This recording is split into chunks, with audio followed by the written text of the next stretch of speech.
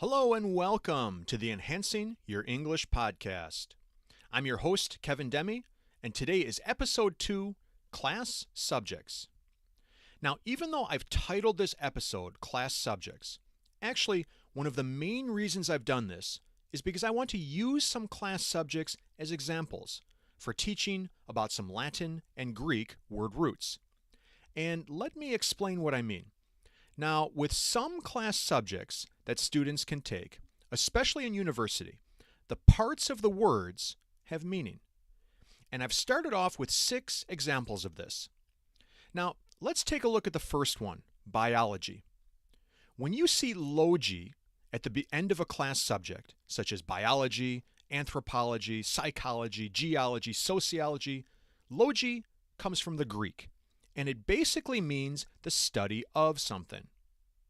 Now, bio is a fairly common prefix in words, especially ones dealing with science, and bio means life. So if you study biology, you study about things like plants, animals, bacteria, life.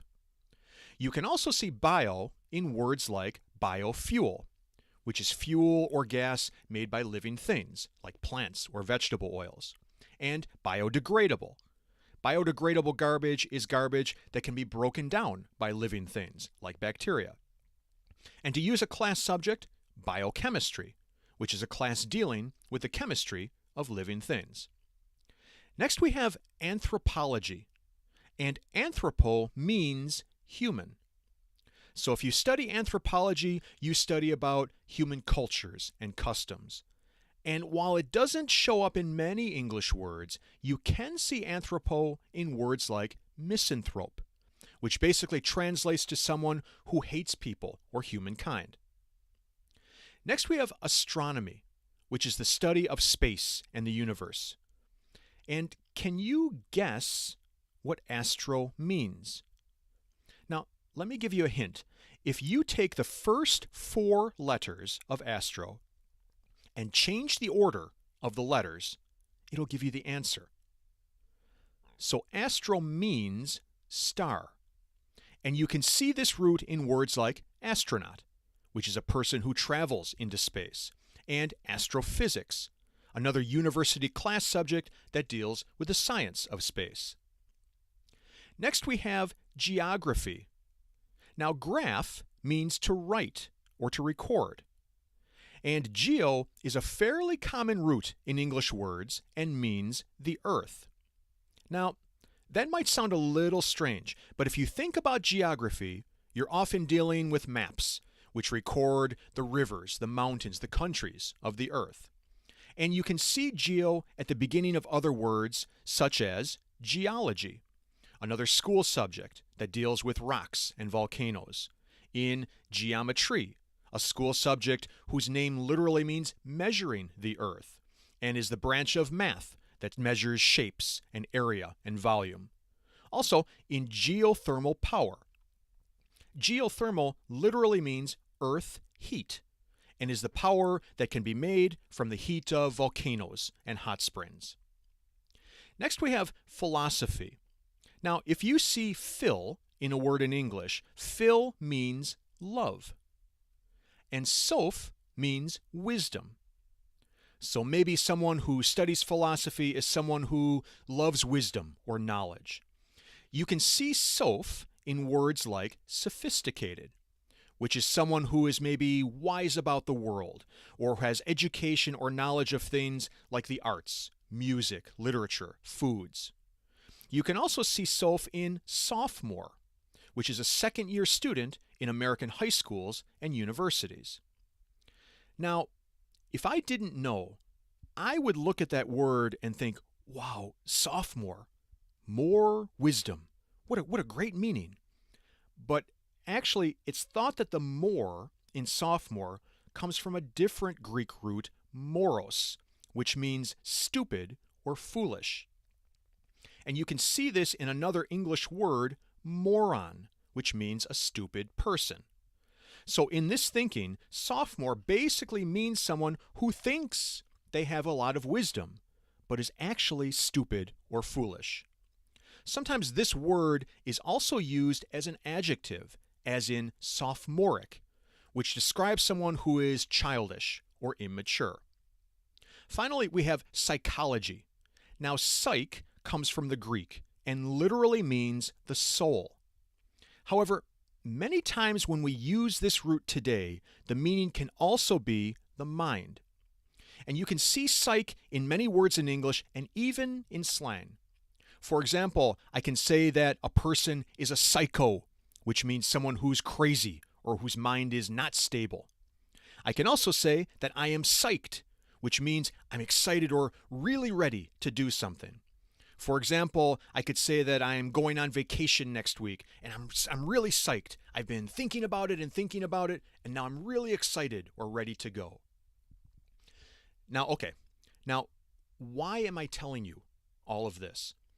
Well, one reason is that as you continue learning English, it's possible that learning some word roots like these may also help you learn vocabulary and at least give you maybe a clue about words you might not know. And let me give you 2 examples using some of the word roots we just learned. Let's say you're taking a test and you come across this sentence, and maybe you're not sure what biography means. But if you know that bio means life and that graph means to write or to record, it may give you a clue to the meaning of the word. So, a biography is a book that is written about another person's life. Now, the word roots don't usually tell you the exact meaning of the word, but they may give you a hint or help you with the nuance of a word. For me, I think it's a little similar to when I learn Japanese kanji. There are many times when I'm not exactly sure what a kanji character means, but sometimes the parts that make it up can give me a clue into its nuance. And here's another example. The hospital was named after the philanthropist. Now, philanthropist is a difficult word, but if you know that phil means love and anthropo means human, it may give you a clue that a philanthropist is someone who gives his or her money or time to charities, maybe because they love to help humankind. Again, it's not perfect, but think of this as just one more tool that you can use as you continue building or enhancing your vocabulary. Okay, now let me get back to class subjects. And one quick thing I want to mention is about when to capitalize class subjects when you're writing. And there are some basic rules for this. Now, when you're writing about most school subjects, you don't need to capitalize them. For example, in this sentence, I'm taking 2 history classes, 2 sociology classes, and 1 math class this semester. In this case, none of these classes is capitalized. However, proper nouns are capitalized. So, for example, in this sentence, I studied American literature during my freshman year and European history in my sophomore year. The American in American literature and the European in European history are capitalized, but the words literature and history are not. Now, languages are always capitalized.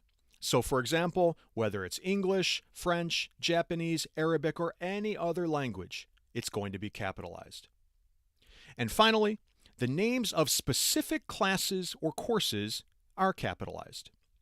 So, in this sentence, I'm taking Chemistry 101 and Clinical Psychology this spring. Chemistry 101 is a course name, so it's capitalized. And wait, what does 101 mean?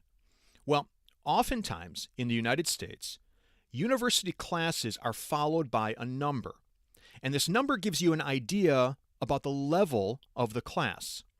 If a course is followed by the number 101, this means it's a basic first-year introductory course. And usually a course that's numbered in the 100s is a course that's usually taken by freshmen or first-year students. A course numbered in the 200s is often for sophomores, which we said are second-year students.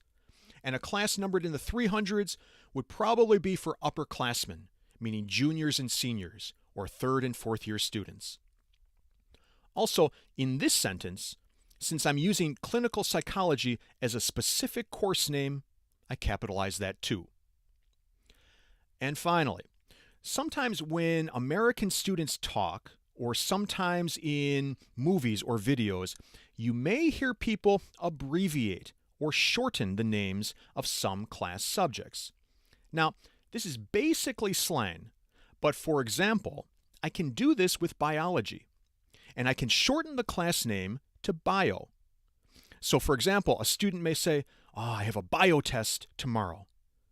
I can also do this with psychology and shorten it to psych, as in, I'm taking Psych 252 this spring. And notice I capitalized psych because, again, in this case, it's the name of a specific course.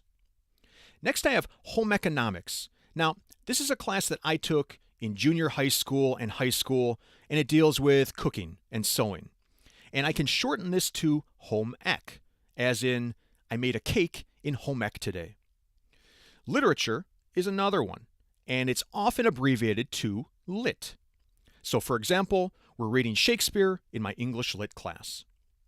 Another one is political science, which is about government and politics, and is often shortened to poli-sci, as in, I'm late for poli-sci. Now, the last one I have is PE for physical education. Now, PE is a sports class, and in this sentence, I have a first period PE class. First period means the first class of the day. And actually, I wasn't sure about putting this in because the abbreviation PE is actually much more common, I think, than saying physical education. But I included it just in case you weren't sure what the P and the E stood for. And actually, PE isn't the only example of a class where the abbreviation is more common than the full name. Another example is saying math for mathematics. Now, while I tried to give you some of the more common classes that can be abbreviated, the problem is that you can't do it for every class subject. For example, I've never heard anyone abbreviate philosophy by saying, I'm taking a phil class. People just don't usually say it. And in the same way, I've never heard anybody talk about history and say, I have a hist test today. So why is it only done for some subjects? Why can you say bio for biology, but not phil for philosophy?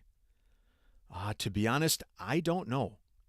But I just want you to be aware that some classes, like these examples, can be shortened, so you'll understand what people are talking about if you ever hear it in a movie or in a conversation.